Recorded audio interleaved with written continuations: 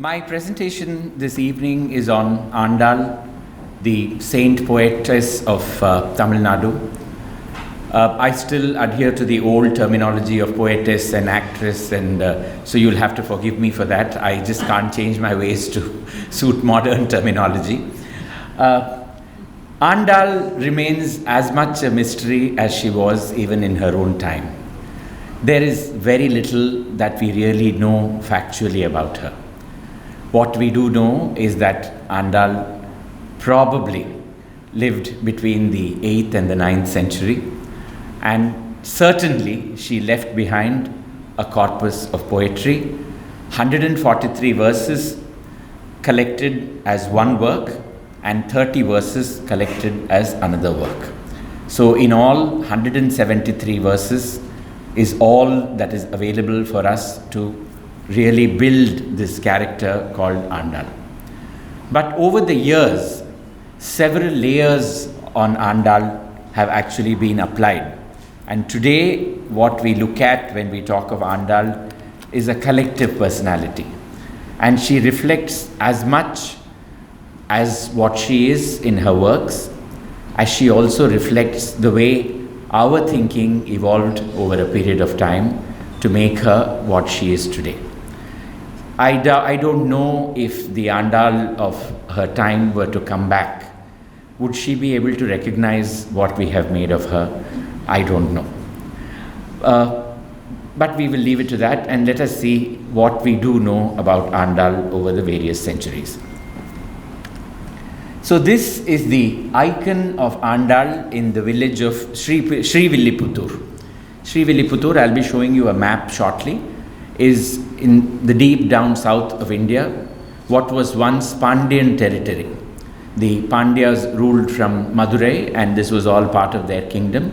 Andal was a child of Srivilliputturu, lived there, and did not, as per legend, did not die there. But Andal is today definitely the queen of Srivilliputturu. Everybody, the whole life of this town revolves around Andal even today. And she dictates the economic prosperity of the town because it's now a bustling temple town thanks to Andal.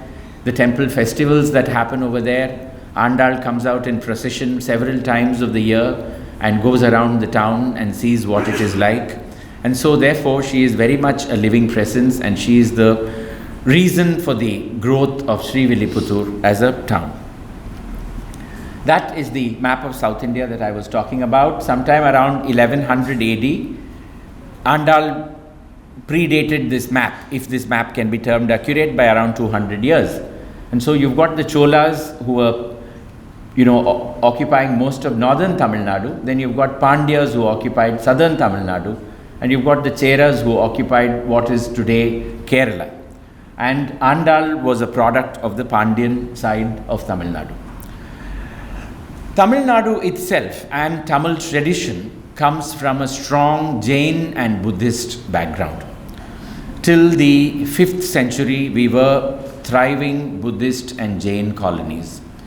Our language owes much to Jainism.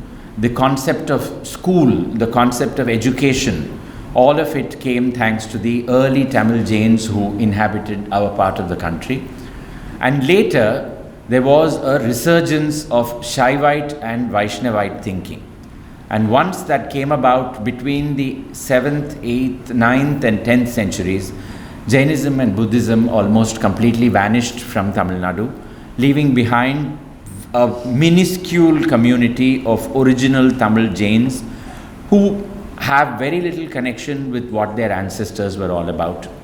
But if you go to see the large caves that existed, the original shrines that existed, the places where the monks rested, the Jain monks rested, some of the oldest Tamil inscriptions all come because of the Jain influence. And even the term for school in Tamil is Palli. And Palli is essentially also the term for lying down. It doesn't really mean that you go to sleep in a school. But the thing is that the monks, towards the end of their lives, retired to caves where they lay down and waited for death to come. And during that time, they imparted education to several people, and that is how the term Palli really comes about. So, the Jain system had the Tirthankaras. So, when the Shaivite and the Vaishnavite, schools of faith came about and they became predominant, there was a scramble for canonization and creation of saints. And that is when we also had a strong bhakti movement. When both Shaivite followers and Vaishnavite followers, we had a set of people who went around singing verses on the deities in temple after temple after temple. In the Shaivite tradition in Tamil Nadu, we have 63 saints who existed between the between the 7th and the 9th centuries, and they are called the Nayanmars. And out of the Nayanmars, 4 of them traveled to around 270 odd temples all over the country and sang verses on Shiva in those temples. Similarly, the Vaishnavite tradition recognizes 12 saints, and they are known as the Alwars. The Alvar, the Ra, which is a very unique alphabet to Tamil. The Alvar, actually the term Alnda, which means they went deep into Godhead. And so they became Alwars. They immersed themselves completely in Godhead, so they became Alwars. And the Vaishnavite tradition, as I said, recognizes 12 of them, and these are the 12.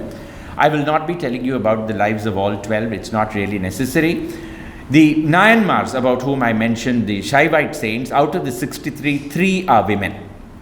And in the Alwars, out of the 12, just 1 is a woman, and that is Andal. The story of Andal, as we know of it, begins with her father, who is also one of the Alwars. He is called Vishnu Chitta, the man who carried Vishnu in his heart.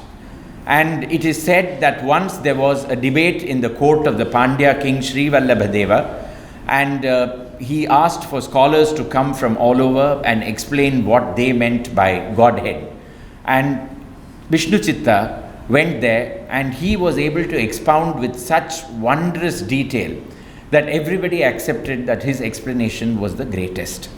And the king placed Vishnu Chitta on an elephant and took him all around Madurai city to establish his greatness. When Vishnu Chitta was going on the elephant, legend has it that Vishnu on Garuda came to witness the procession and stood in the heavens watching Vishnu Chitta going around in an elephant. And Vishnu Chitta then looked up and saw this deity, and he felt very responsible towards that deity. He said that there are so many evil people in this world. What happens if the evil eye is cast on the Lord? The Lord has to live for so many centuries. He has to take care of all future generations. So he composed a poem praying that no evil should befall the deity. Normally we all pray saying no evil should befall us. But this was the other way around, and so he went into a status that was even greater than God.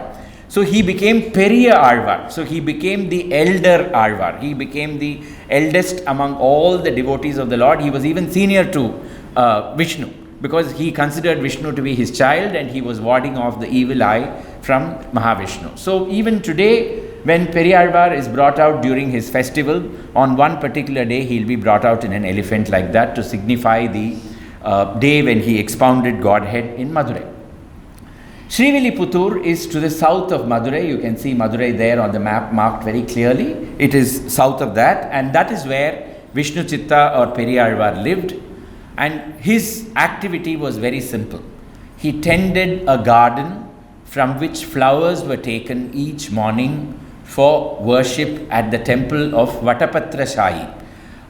Tamil being a language with limited alphabets, you will find this word is interpreted as Vadabhadra Shahi, Vatabhadra Shahi, and so on and so forth. The correct pronunciation is Vatapatra Shahi, the Vishnu who reclines on a banyan leaf.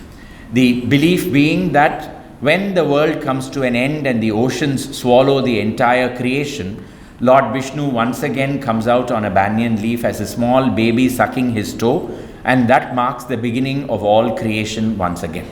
So Vishnu in this temple is known as Vatapatra Shahi, And Periyalvar every day would supply flowers to this particular deity. Even today, the bronze icons of Periyalvar will depict him with a floral basket in his hand. That is how you identify him among the various Alwars. The Alvar who is carrying a floral basket is Periyalvar. And so, one day when he comes to the garden, this is the temple that has been built on the place where Andal is believed to have been found. So Periyalvar comes on a particular day to this garden early in the morning to pluck flowers when he hears a baby girl crying.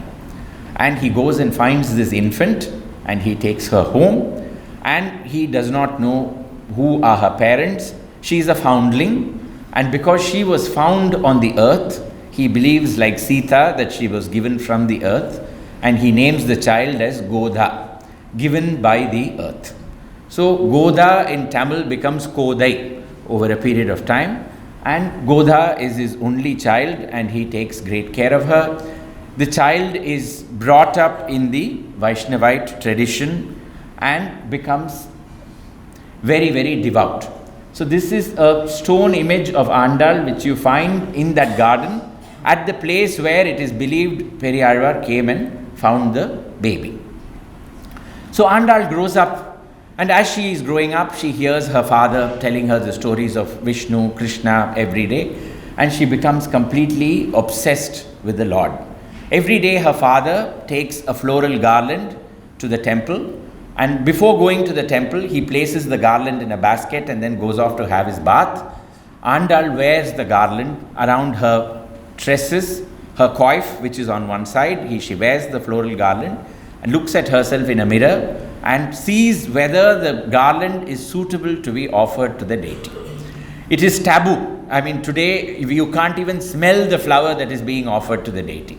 But Andal had no sense of differentiation between herself and Vishnu, and so every day in the morning she would wear the floral garland in her hair and then uncoil it and place it in a basket, so when the father comes, he'd be able to take it to the temple. One day, father discovers a strand of hair in the garland, and is shocked and comes home and questions her, and she says that this is what I have been doing every day. And he says this is not the right thing, this is not as per accepted practice, and that day the flower is not offered to the deity. In the night, Vishnu arrives in the dream of Vishnu Chitta and says, "Where is my floral garland?" And Vishnu Chitta weeps and says that a great sin has been committed, and I am sorry that the garland could not come. My child was ignorant. Please forgive her for what she has done. And Vishnu says, "It is that garland that I wanted. And hereafter, every day you will bring the garland after your daughter has worn it on her coif." So even today, this temple, there is a very unique ceremony, very, very moving. So Andal has a separate shrine for herself, Vatapatrashayi has a separate shrine for himself. They are twin temples actually. So early in the morning, Andal will be woken up as a queen is woken up. An elephant will first go into the sanctum. A cow will then follow the elephant into the sanctum. And then the devotees will follow and stand behind, all the while hoping that the elephant will not do a back step, crush the cow, which in turn will crush everybody else. But such things haven't really happened. And then it is still not yet morning, it is still very dark. There will be a crowd of devotees in the sanctum. The priest will remove the garland that Andal has worn the previous night and rush with it, carrying it in a basket, and he will cross all the corridors of the Andal temple, come out through the main gate, cross the little garden where Andal was found, rush into the Vatapatrashayi temple. It is at that time that they will be opening the sanctums of the Vatapatrashayi temple. He will rush in and place the garland on Mahavishnu's chest, and then worship will start in that temple. Even today, this tradition is followed without break. The interesting thing is, none of this is told by Andal. All that I have told you till now does not manifest itself even in one work of Andal. She doesn't say that I wore this garland and my father came and discovered me and then Vishnu said this. Nothing. None of this. All of it is possibly popular legend even during her time, and I would never dismiss a legend because I believe that there is always some kernel of truth in everything. So perhaps there was an incident of some kind, we don't know. But none of this manifests itself in any writing by Andal. This is the idol of Vatapatra Shahi, a magnificent idol. The head will be probably where I am, and the foot will be where the cameraman is at this point of time, painted in vegetable dyes, and a reclining deity, Mahavishnu. Andal, as I said, is known for her poems. So as she grows up, she declares that she can only be married to the Lord, to Vishnu. And this is very clear. This comes forth in the poems. She says that I have attained a certain age when everybody is talking about my marriage. There cannot be any marriage to any human being. It can only be to the Lord who resides in the Thiruvenkatam hill, that is Tirupati. It can only be Vishnu. And the 143 verses which describe the longing of Andal for union with the Lord are what really bring Andal in full force and show us what kind of a personality she was. All these stories are very interesting, very moving, no doubt. But the poems are a million times more moving than the story themselves. The 143 verses, the first 10 are structured as a worship to the God of love. It says, O Kamadeva, I have come worshipping you only because I believe that you will enable my swollen breasts to be fondled by the Lord who lives in the Thiruvenkatam hill. With that belief I have come to you. I have drawn your image on a wall. That is because every time I think of Vishnu, I forget everything else. And you will then blame me saying that my worship of you was incomplete. In order to prevent that, I have now drawn you on this wall and I worship you. And what do I worship you with? I worship you with fresh rice that I have mixed with ghee and with sugar, palm jaggery. And then she's basically creating that South Indian dish called the Pongal. And I'm offering this to you. I have decorated all the streets surrounding my house with white flour, just as we do even today in Tamil Nadu after so many years. She has been doing it in the 8th century. And then she says, having done all this, I hope that you will enable my union with the deity. And so that is the first verse, the set of 10 verses. The next set of 10 verses, I'm not going in chronological order, but the another set of 10 verses, she imagines that she is a gopi in the river Yamuna and Krishna has come and stolen her clothes. And she then begins telling him that, is it right? My mother is standing there, my aunts are standing there, and I am standing here completely in the nude. You have to return my clothes unto me. Is this possible that you could have done this? Does this behove you? And so on and so forth. Then there is a third set of verses where she says, suddenly this adult Andal becomes a small child. And she says, I have been making sand castles with my little hands and along with my companions, and you, Krishna, you come and stamp on all of them and you destroy them. Is it correct? So 10 verses describing herself as a child making these beautiful sand castles. Then suddenly, once again, becoming an adult and imagining what it would be like to be united with the Lord, and sending the nightingale as a messenger to the Lord, saying, you take my message and go and tell him that I have been waiting for him over here for so many days. I am wasting away, my waist has become thin, my breasts are shriveling, my eyes have turned red because I am not able to sleep, and all the time I am shedding tears. I have become God obsessed. I am imagining the Lord all the time. So go and tell him that I am awaiting for union over here. Then, next set of verses, the sixth set of verses is really the most interesting. She describes her marriage with the Lord. She says every verse in that ends with, so I dreamt. I dreamt that he came along with 1,000 elephants into this town of Srivilliputtur. I dreamt that people welcomed him with pots full of water. I dreamt that they decorated the town with palm leaf fronds and with floral garlands, and then he came.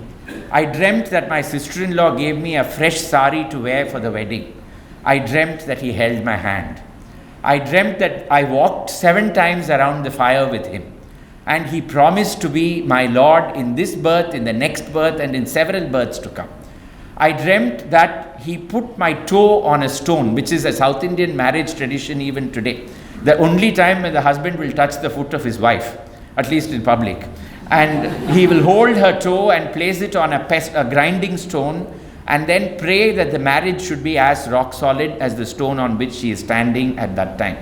And then she says, my brother came with me and he put my hand on the Lord's hand. He placed flattened rice in it, and together we did the Laja Homa. And then I dreamt that people brought an elephant and took me in procession all around the town along with my husband, so that everybody knows that I am married. So, and so on. So it's one of that set of 10 verses it's in a different plane altogether. Now, after all this euphoria of imagining the wedding, the next set of verses expresses her disappointment, because this is all dream. It hasn't happened. And then she begins singing about the conch of Vishnu, and she says, how I admire your good fortune. So many women wanted to know what is the flavor of the Lord's mouth. Is the fragrance of his saliva like the lotus? Is it like camphor? None of us know, only you know. Because you've got O conch, you are always by his side, and then he he places you in his mouth, and then he blows on it, and you experience that divine saliva. So this is, can you imagine the sensuality and the sexuality of this woman in the 8th century? We are talking about it today in the 21st century, and this woman has expressed herself then. So I'm going to play a very small section of that particular verse which I mentioned about the conch. Karpuram narumo, Kamalappu narumo, Thirupavala chevvaidan, Titithirukkumo. So will it be of the fragrance of the camphor? Will it be of the fragrance of the lotus? Is the saliva sweet? How are we to know about it? Only you can tell us, O conch, because you are the only one who's experienced it. Can we have the audio, please?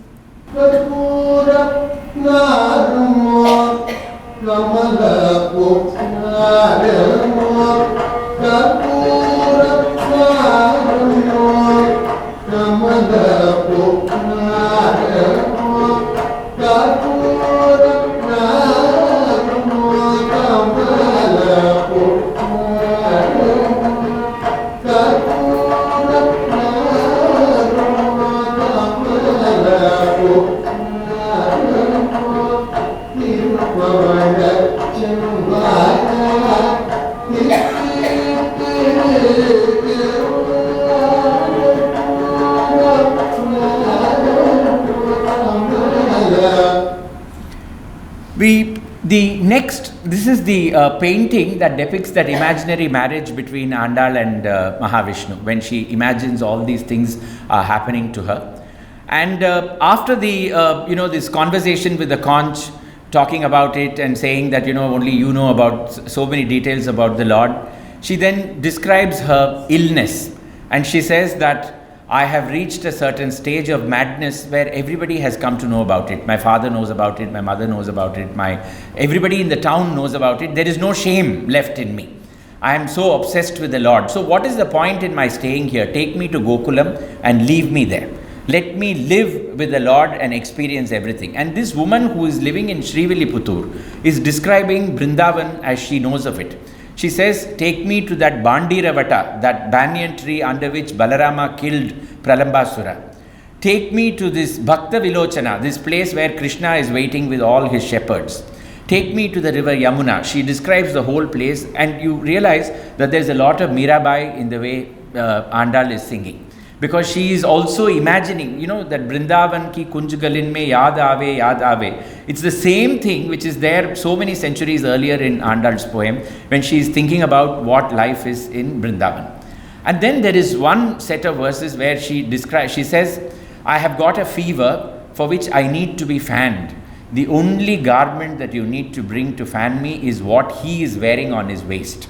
Disrobe him and bring that garment and fan me with it. When I am talking about I have been entrapped in this fishing net called Vishnu, and I am injured. Don't come and give me advice about good life and all that. It feels to me as though I am being pierced repeatedly with a spear. Don't do all this. In order to cool me down, get the tulasi from his head and place it on my heated tresses, and that will cool my entire body. So this is how, and then in another one she says, when I am bleeding all over, why are you pouring tamarind juice into it by explaining to me how I should be leading my life? I am not interested in any of this. So this is how the 143 verses really continue. After this, it appears that Andal composes this next set of 30, which we have certain greater clarity, because it says that I began composing this in the month of Margari, on the first day of Margari. Margari in the Tamil calendar is between December 15th and January 15th. And so she starts composing it in one verse for every day. It describes, that is the only time of the year when in South India you have something called winter, which is a marginal cooling down, and you'll find people going around with earmuffs and woolen sweaters and imagining that they are in the Arctic Circle.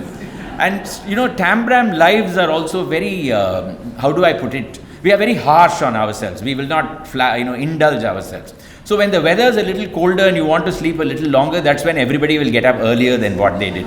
So normally Chennai would be up and about by 5, but in the month of Margari we'll all be up at 4. So Andal goes around waking up all the women of Gokula. She says, get up, it's the month of Margari, let us go and knock on the door of the Lord's house and wake him up and tell him to come out and tell him to bless us. So the first set of several verses in that 30 describe her going around from house to house, waking all the women. Are you deaf? Are you not able to hear me coming and telling you to get up? Have you brought some blessings from Kumbhakarna that you are sleeping for so long? Wake up, come out with me. And then the way she describes the cowherdesses churning the butter. She says they are churning with such energy that their chains are clanging against their breasts and making a jingling noise as they are going around churning the butter. They have woken up, the birds have woken up, you're still sleeping, come on, come with me. Let's all go to Krishna's house and wake him up. So finally they come to Krishna's house, and then the way she describes Krishna waking up, she says, like a lion in a cave that wakes up after a long period of hibernation, stretches itself, and then makes all its hair stand on end and gives one mighty roar. Where could this Andal have gone and seen a lion in its natural habitat? You then come out and you bless all of us.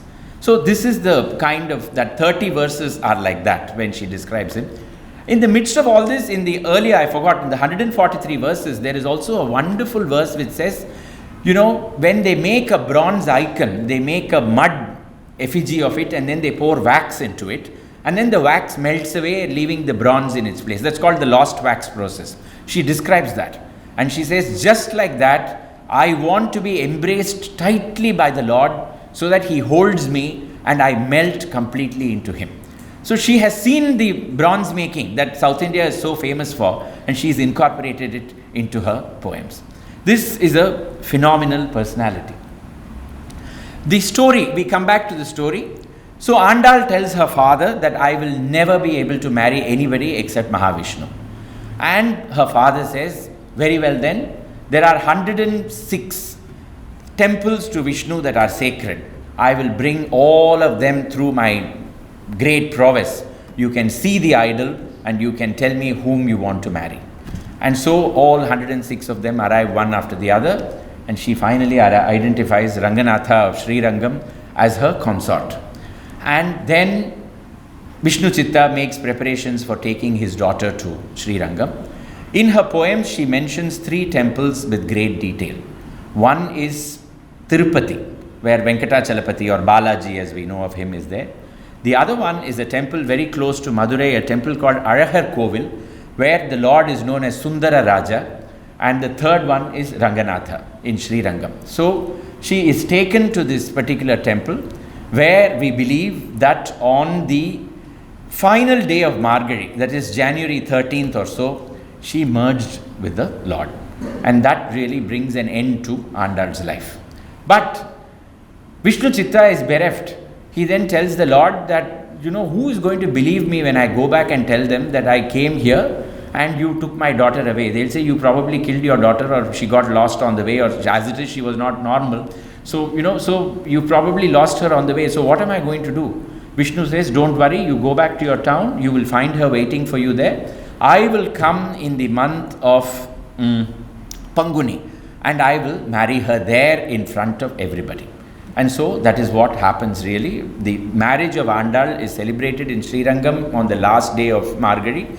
And then in the month of March, April, her wedding is celebrated once again in Srivilliputtur. That is really the story of Andal.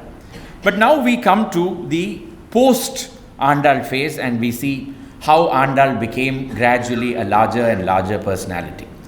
The creation of those 12 Alwars with Andal as one of them really begins sometime in the 12th century. And at that time, we have the great Vaishnavite sage Sri Ramanuja. Ramanuja, even prior to Ramanuja, the works of the Alwars, the 4,000 verses that the Alwars wrote, have all been compiled together, and they have become part of Vaishnavite worship. And Ramanuja, on reading Andal's verses, realizes, I mentioned to you this temple called Azhagar Kovil near Madurai. Andal goes to Azhagar Kovil and she prays to the Lord there and says, I have brought 100 pots of butter and I have brought 100 pots of akara vadisil. Akara vadisil is a very Iyengar dish. It's rice sweetened with jaggery and mixed with plenty of butter. So it's something that most of us can't have really. But it's delicious, I must tell you that. And she places these 100 vats in front of the Lord and says, if you come and accept me, I will give you 100 times more of the same thing. And I will place them in front of you. 100 into 100 essentially. And Ramanuja realizes that Andal came to Azhagar Kovil on her way to Srirangam. She merged with the Lord in Srirangam. So he says she could have never fulfilled that vow that she had taken. So he says it is my responsibility, 200 years after she has merged into the Lord, to fulfill it. And he brings those 100,000 vats of butter and of Sakra Pongal, Akara Vadisil, and he places them in front of the Lord in Azhagar Kovil. Because of that, he attains the status of Andal's elder brother. He fulfilled something that Andal could not do during her lifetime. Now, Ramanuja having done that, he goes back to Srivilliputtur to inform Andal formally that he has done it. Legend has it that the bronze icon rose and said, "Oh, elder brother, thank you so very much." Even today, this painting depicts the processional icons of Andal, Vishnu as Rangamanar and Garuda standing on the other side. This will not be in the sanctum in the temple. It will be halfway between the entrance and the sanctum. The legend is that the idols came rushing out to meet Ramanuja because he had fulfilled that promise and they never went back. And so even today when you go to the temple, you will only see these three icons. Behind them in a distance is the main sanctum with the stone images. You can't even see them. They'll just say they are there. But this is the maximum that you can come up to because this is all you need to see. And then they will bring us back. During Ramanuja's time, the hagiography of the Alwars was completed, and they, from being pure Tamil poets and saints, they became, Brahminized to a certain extent. They became part of our Vedic form of worship. Each one of them was considered to be an incarnation of some aspect of Mahavishnu. And Andal's father, Periyalvar, was considered to be an incarnation of Garuda, whom you see on that side. Andal herself became an incarnation of Bhumi Devi. And so she stands on this side of the Lord in Srivilliputtur. In Srivilliputtur, incidentally, there is no Mahalakshmi. Andal is the consort of the Lord. Normally in any Vishnu temple, you will find that Mahalakshmi is on the right side of the Lord. Here it is Andal who is standing over there. And you will also notice a very unusual feature. The flower with the parrot is held on her left hand. It is not on the right hand. Normally it would be in the right hand. Here it is on the left because she has to stand on the right of Mahavishnu. That is why the icon is created that way.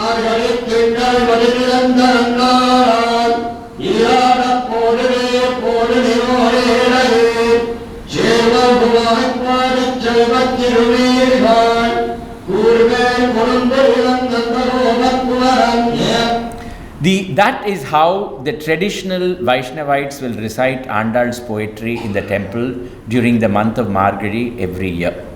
Any Vaishnavite temple you go, you will find they will recite these 30 verses, the particular verse of the day. That is actually the priest reciting it in the temple.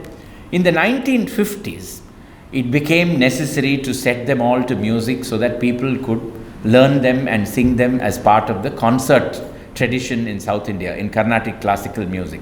And that is when Ariyakudi Ramanujayengar set them to tune, and let's hear how the same verse now sounds with music.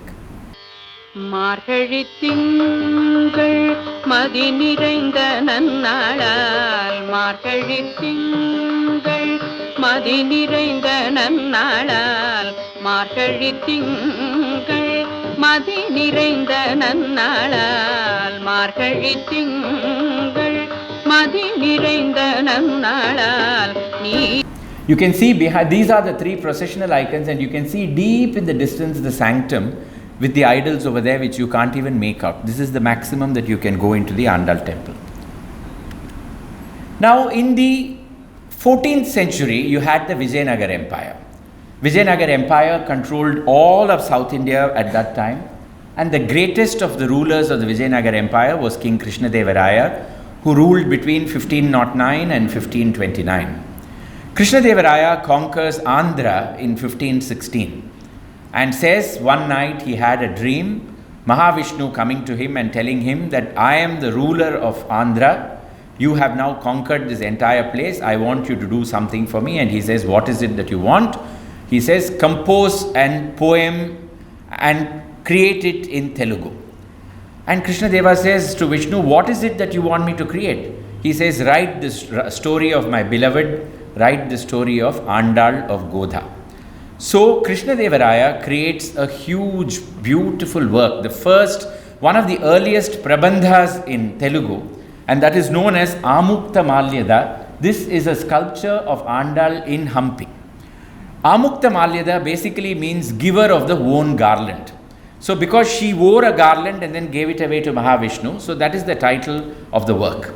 And this is a phenomenal work. It brings the king in all his wondrous, many multifaceted personality. And he doesn't take religion all that seriously. Today we live in a very, in an atmosphere where we have to take religion ultra seriously all the time. This man builds in so much of humor into the Amukta Malyada. You know, when finally Godha and her father are reaching the Srirangam temple, and then they are all bowing low in front of the deity and praying to him, Mahavishnu is looking at her like this and saying, she is really good looking, I must get married to her. And then when the marriage actually takes place, Godha's hands brush the back of Mahavishnu's neck when she is placing the garland. And Krishnadeva says, shivers of excitement went all over the Lord and he sweated profusely. And it was as though pearls from his hair were falling onto the ground. This is Krishnadeva describing Mahavishnu. Today we can't take such liberties with anything. We'll get to hear in it in Facebook and social media. Now after Krishnadeva's time, we had Thirumalai Nayak. The Vijayanagar Empire fractured in 1565, and Madurai came under the independent rule of the viceroys, the Nayaks. And Thirumalai Nayak was one of the greatest rulers who ruled between 1523 and 1559. And he was the one who codified the worship of Andal as we see it today. He created this, the rulers used to wear a side headdress like this on one side. And so he built this temple tower, which is even now standing in Srivilliputtur as an entrance to the temple. Another view of the temple tower. This is a 19th century lithograph an oleograph of the same thing, and you can see that concave aquatint of the same thing, and you can see the concave profile of the tower. This is incidentally today the symbol of the government of Tamil Nadu, the temple tower at Srivilliputtur. He built a palace for himself at Srivilliputtur. He used to arrive there each time the temple festival happened, and he used to celebrate it. And he built the main shrine, which is called the Gopala Vilasam, where Vishnu now reclines, the Vatapatra Shahi shrine. This is the temple car that he ordained, and that comes out in procession. I am coming to the end of my presentation. In Madurai, the principal goddess is Meenakshi. Meenakshi wears the same side headdress as Andal does, and she carries the flower in her right hand with the parrot on top of it. This is another image of Meenakshi. In Srivilliputtur, Andal wears the same thing, the same kind of headdress. She carries the flower in her left hand. Madurai was at the northern end of the Nayak kingdom. Srivilliputtur was at the southern end of the Nayak kingdom. Thirumalai Nayak codified the worship. Meenakshi is considered to be the queen of Madurai. Andal is supposed to be the queen of Srivilliputtur. The parrot is made every day with leaves and flowers and placed in Andal's hand. There is a family that does it. And you can ask for it and they will give it to you after the worship is over. Once a year, Andal will carry a gold parrot. On all other days, it will be this parrot. This is Andal coming out in procession on a particular day. And this is Andal in Srivilliputtur imagining that she is Krishna and cross-dressing. Basically, she imagines she is Krishna and she puts on all the guises of Krishna. She is churning butter, she is stealing the butter, she is sitting on a tree. Everything that Krishna did, Andal does. This is the entrance to the Andal temple in Srivilliputtur. This is Andal herself seated as a queen. And once in the year, Krishna or Vishnu will not recline on Adisesha, he will recline on Andal's lap. This is known as Shayana Tirukolam, or the day when Vishnu accepts her as his principal consort.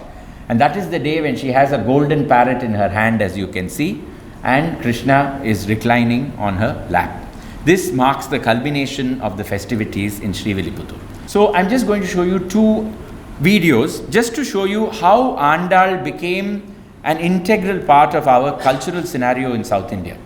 In the 18th century, the Marathas came to Tamil Nadu and we had the Maratha Empire in Tanjavur. They brought with them a vibrant Kirtan tradition. And we adopted that Kirtan tradition into the storytelling tradition, the Harikatha tradition. And Andal's story to us became very important because it was so emotional. Everybody could understand it, everybody would weep at appropriate moments. So the story was something that was really very evocative. And so Andal became a part of daily storytelling lore in our kind of families. My grandmother, every December I remember, used to tell us the story of Andal and we would listen with open-mouthed wonder. Andal gradually made it to theatre. The story of Andal became an integral part of Tamil theatre. It became a part of classical South Indian dance and music, Bharatanatyam and as well as Carnatic classical music. I'm going to play you two snippets. The first one is of Padmini and Ragini, of the Travancore sisters, in a movie called Tuku, which came in the 1950s. Ragini will first sing a verse of Andal and Padmini will then dance to it. And later we will see how the same influence has come till around 10 years ago in a song made by A.R. Rahman. So we'll play this first. And with that I'll end my presentation.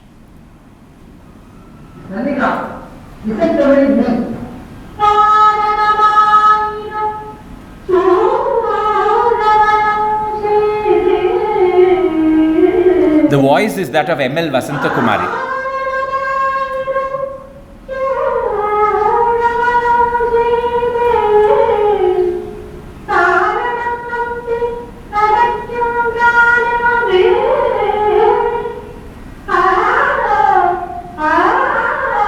Can you move it a little to save time? Move on to the...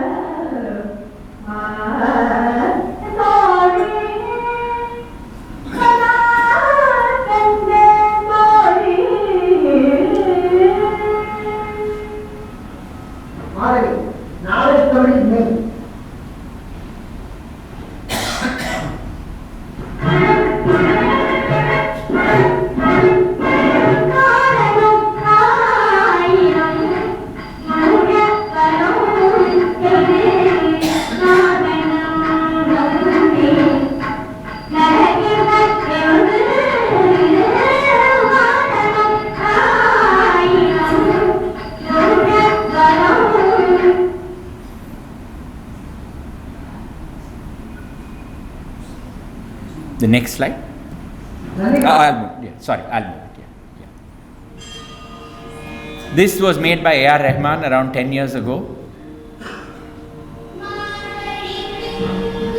It's the same verse and with modifications, of course.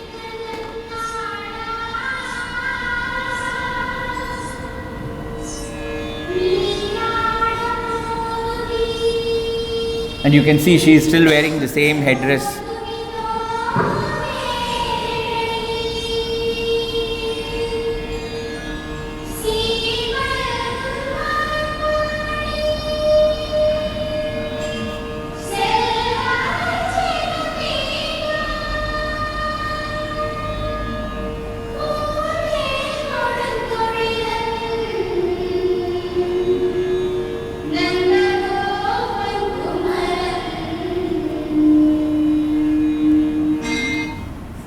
Thank you so very much for your patient hearing. Thanks a lot.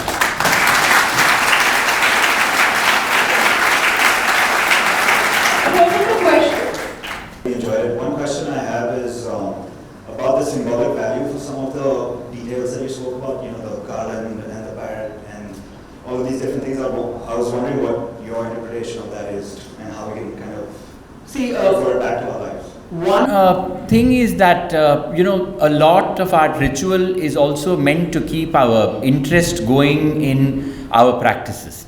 So, when you have these kind of stories spoken about the garland and all that, then it really keeps us very involved. It creates a lot of emotional connect. It doesn't disconnect us from what is happening in a temple. And I think that is why we have these interesting incidents and stories that are created about our saints. But the parrot, interestingly, is very much a part of Andal herself. Andal in her poem says, I have been rearing a parrot in my house. And she tells the nightingale that, I have fed it every day with milk and rice. And so, if you go up to Thiruvenkatam and tell Vishnu to come and marry me, I will conduct your wedding with my parrot. This is her. So, the parrot was very much part of hers. Part of her life. And there is another verse which says that this parrot is forever annoying me by chanting the name of the Lord. If I don't feed it, it then begins to chant the name of Vamana and Trivikrama because he became so big and he conquered all the three worlds. So this parrot obviously was a pet of Andal herself. And that is the tradition that has continued ever since. Hi, I'm Parna and this was a wonderful, I'm also a performing artist, so I could relate to Andal and many other stories that came out. I have one question every time, also because I'm a classical dancer myself. Whenever we talk about Vishnu or love for Vishnu, it's always about Krishna, never about Rama. Is there a reason why? You'd be surprised because Andal, I keep realizing there's a lot of reference to Rama. In fact, that particular set of 10 verses where she describes the stealing of the clothes and she is standing in the water and asking him to give it back, 5 of those verses say that did you not build a bridge and go on to the other side and did you not destroy Ravana? Are you not the one the flavor of whose mouth is understood by Sita? And so on. So there is obviously, in her time, Rama was perhaps as sensual a being as what Krishna was. I think, or perhaps less so. I can't imagine Rama being as sensual a being, but a little less so, but certainly to a certain extent. But he had a little more credit to him than what we give him today. Mr. Modi, I hope, is not listening to what I'm saying here.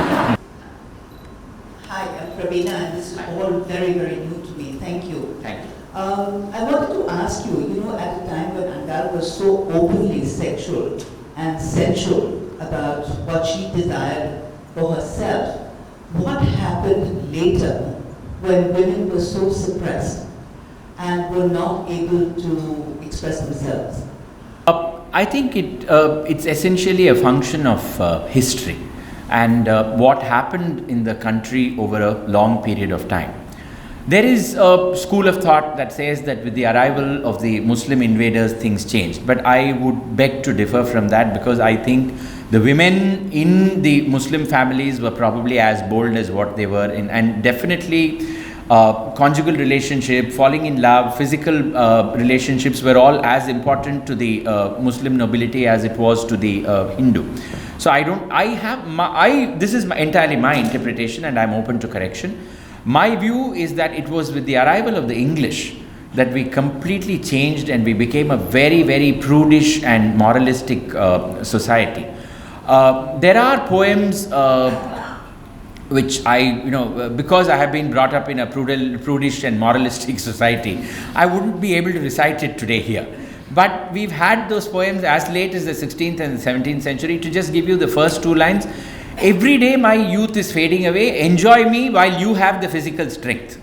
After you are dead and gone, who is going to offer a nubile vagina like mine to you with the tila for a shraddham? Nobody is going, that is, the ceremonies to the dead. Nobody is going to come and offer this vagina to you after you are dead and gone. Enjoy it while you are still living. So these are the dine dine nasyati natha yavvanam yabhasva nityam yadi shakti rasti. If you have the strength, come and enjoy me now.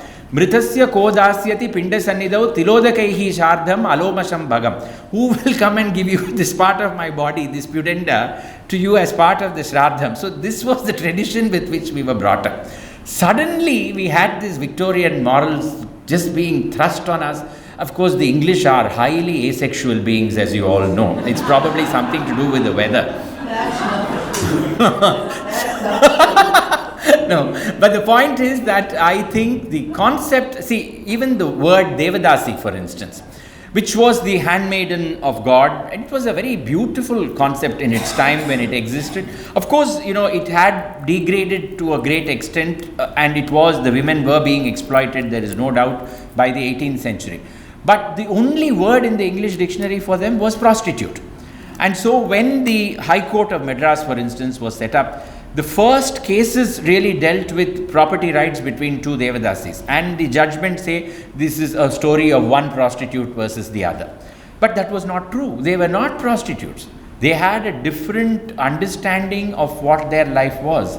I think it is what happened in the 18th and the 19th centuries that really changed us and made us what we are today.